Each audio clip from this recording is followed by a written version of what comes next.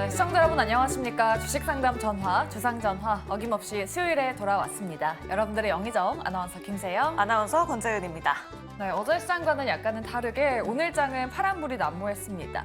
다만 코스피는 그래도 2750선은 방어를 했고요. 코스닥도 하락 마감이지만 910포인트는 방어하면서 마감이 됐죠. 네, 맞습니다. 코스피 지수에서 그래도 외국인의 수급이 강하게 들어왔던 점 긍정적으로 해석해 볼 수 있을 것 같지만 특별한 증시 주도 모멘텀이 없어서 참 아쉬웠던 하루였던 것 같습니다. 그만큼 종목 고민 있으신 분들 참 많으실 것 같은데요. 저희한테 지금 바로 연락 주시면 됩니다. 네, 저희 세 가지 창구 열려 있습니다. 전화, 문자, 그리고 유튜브 열려 있는데요.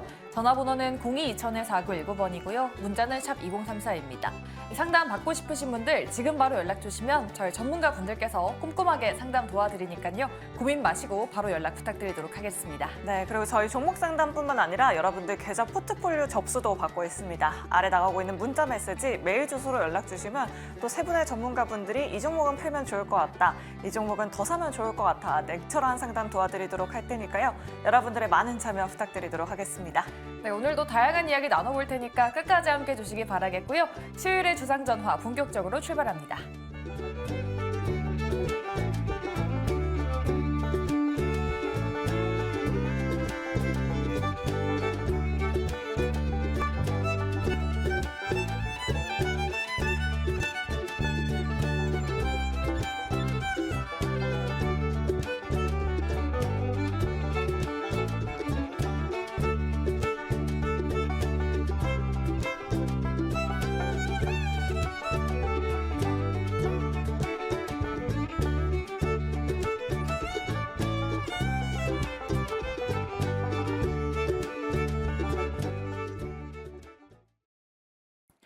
오늘 장 핫이슈 알아보는 하루장터 시간입니다. 오늘 수요일은 이 세 분과 함께하도록 할게요.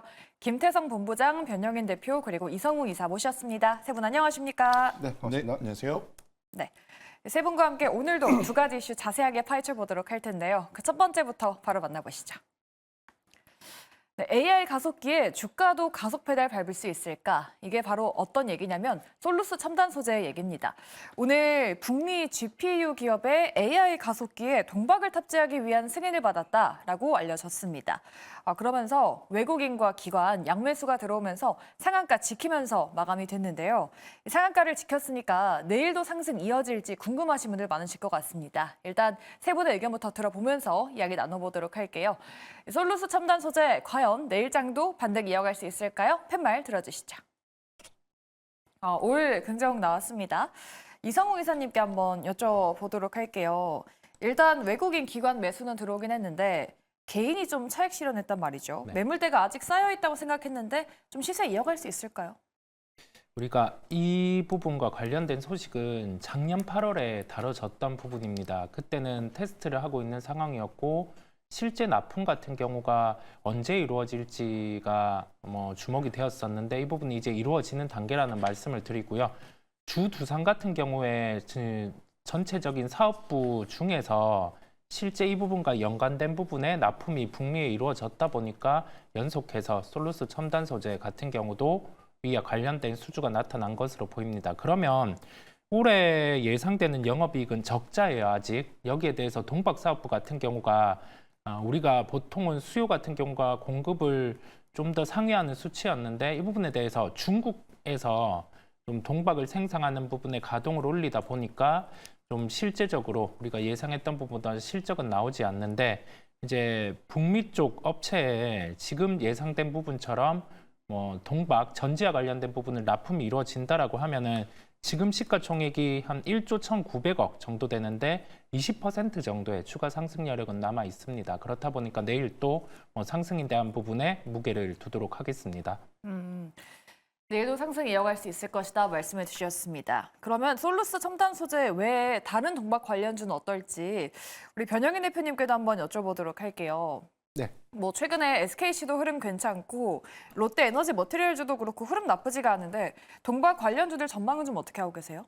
우선 작년에 생산 기조를 좀 봤을 때 SKC의 경우에는 말레이시아 공장이 하반기부터 본격적인 가동을 했는데 전체 가동률은 약 20%의 가동이 좀 되지 못했다는 점. 그래서 올해 컨퍼런스 콜에서는 상반기에 한 60% 정도 그리고 하반기까지는 약 90% 정도의 가동률을 회복하겠다라고 좀 발표를 했는데 이 부분은 배터리의 이 출하량과 연동시켜서 우리가 볼 필요가 있습니다. 다만 이제 최근에 이 전기차에 대한 공급량들이 지속해서 좀 더 감소되고 있고 뭐 테슬라의 경우에도 상하이에 있는 기가팩토리가 주 6일 반에서 주 5일째로 이제 전환이 되면서 생산량들이 급격하게 좀 감소되고 있다라는 또 영향들은 동박 사업의 이 확장 부분에 대해서 상반기까지는 다소 좀 이 실적적인 측면에서는 희비가 좀 있지 않을까라고 보고 있고 최근에 상승세를 보면 SKC의 경우에는 유리기판에 관련된 이 모멘텀들이 좀 부각되면서 주가의 상승을 좀 이뤄졌다라고 좀 보고 있고 롯데에너지 머티리얼즈의 경우에도 동박 관련된 특화 사업만 보더라도 업황 부분에 대해서는 올해 2분기까지에 대한 실적 기조는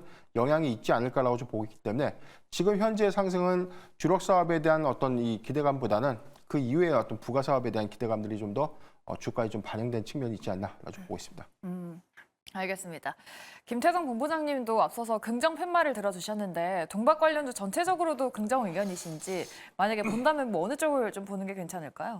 일단 뭐 전체적으로 동박 관련주들의 조정이 굉장히 오랜 기간 동안 이제 이어져 왔고 또 이제 주가의 조정 폭 또한 상당했기 때문에 최근에 이제 어떤 원자재 가격 상승에 따른 기술적인 반등 현재 이제 구간에 진입했다라고 좀 보여지긴 합니다. 그런데 이제 여기서 더 갈 것이냐 말 것이냐 이 부분이 우리가 이제 가장 고민이 되는 부분인데 좋은 뉴스라고 하기에는 좀 그렇지만 그래도 우리나라 기업에게는 굉장히 좋은 부분이 뭐냐? 미국과 중국이 지금 계속해서 서로 이제 무역적인 자존심 싸움을 하고 있기 때문에 지금 미국이 이 동박 산업에서 이제 중국에서 이제 받는 물량이 전체 100% 중에 이제 20% 정도로 지금 나와 있거든요. 30% 정도로 나와 있거든요. 근데 만약 중국 제품을 받지 않는다라고 하면 그 부분을 우리나라 기업이 조금은 또 차지해 줄 수 있는 요소들이 굉장히 또 많지 않을까라는 의견을 한번 드려보도록 하겠는데 근데 이제 문제는 뭐냐면 전방 산업에서 수요가 빠르게 좀 회복이 되어야 우리가 원하는 이제 대시세가 좀 나올 수 있다라고 생각이 들어요. 그렇지 않다라고 하면 기술적인 반등은 나올 수는 있어도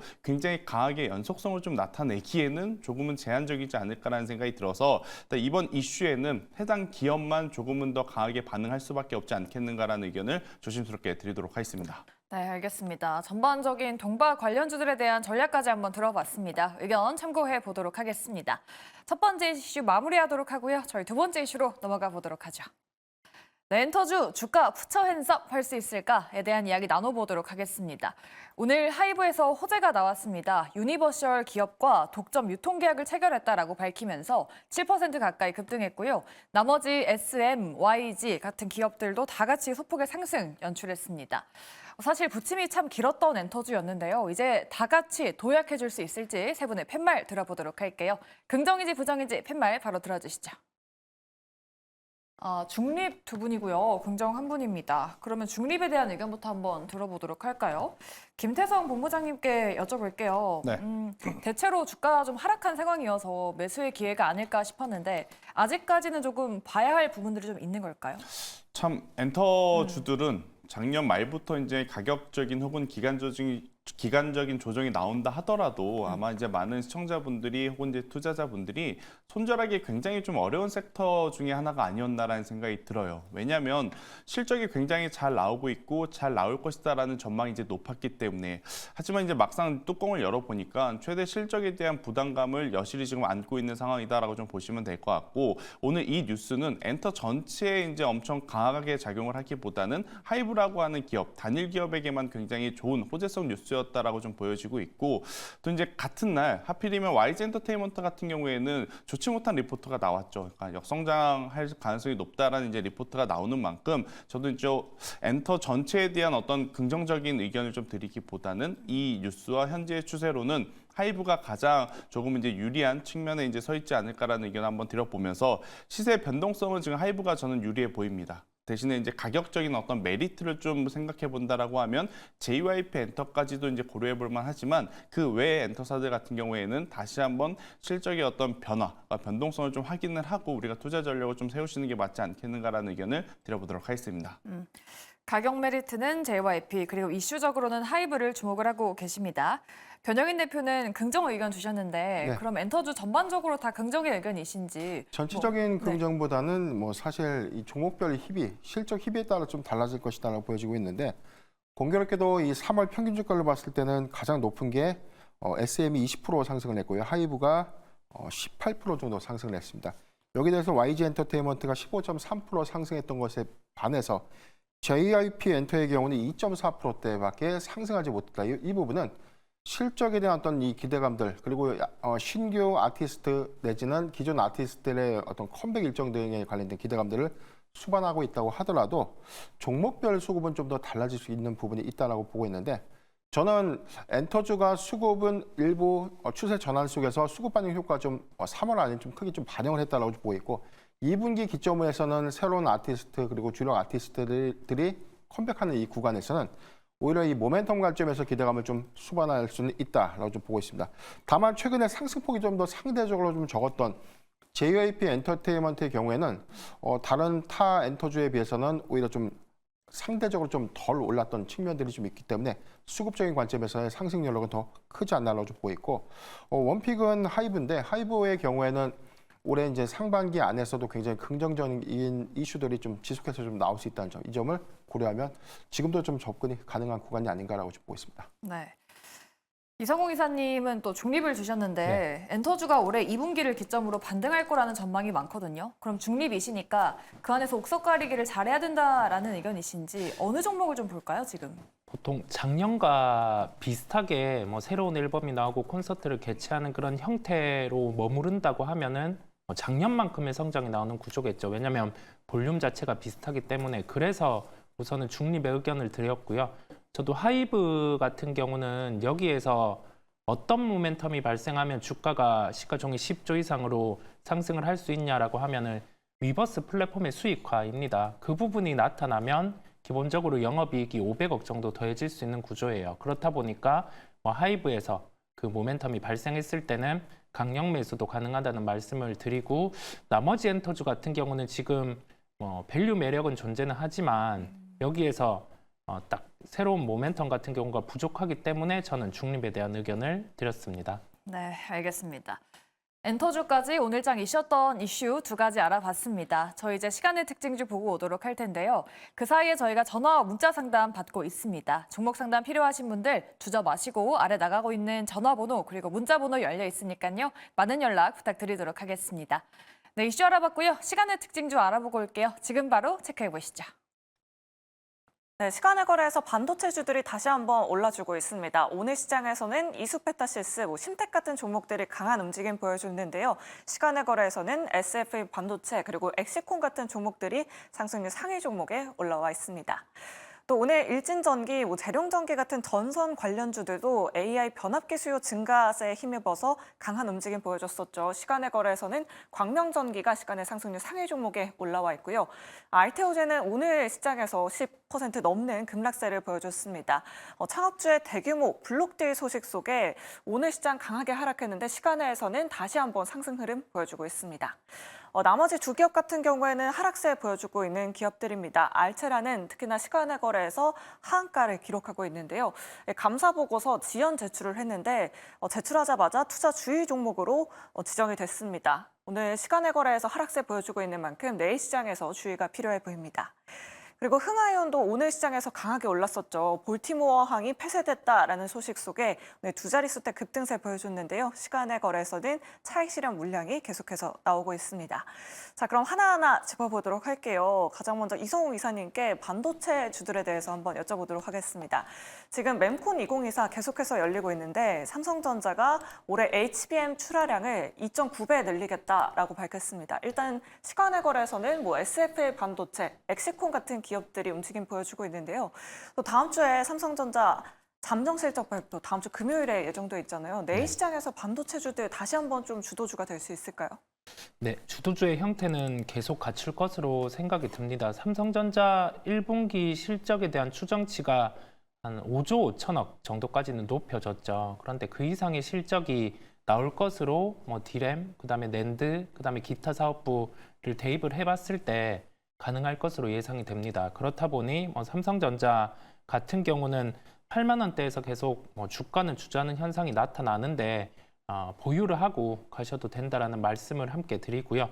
만약에 가격 조정이 7만 원대 중반까지 나온다라고 했을 때는 강한 매수도 가능한 시각을 함께 연결해서 드립니다.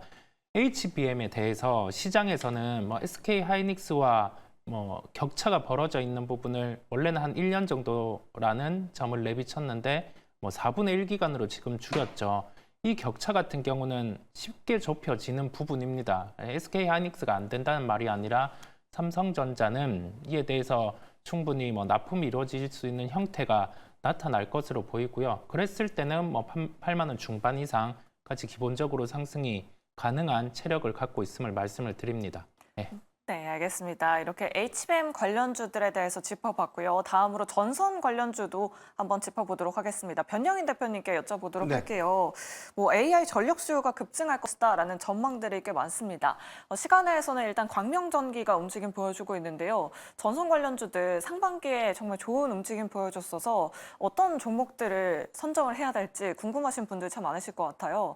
이 변압기 관련주는 어떤 대응 전략이 필요할까요?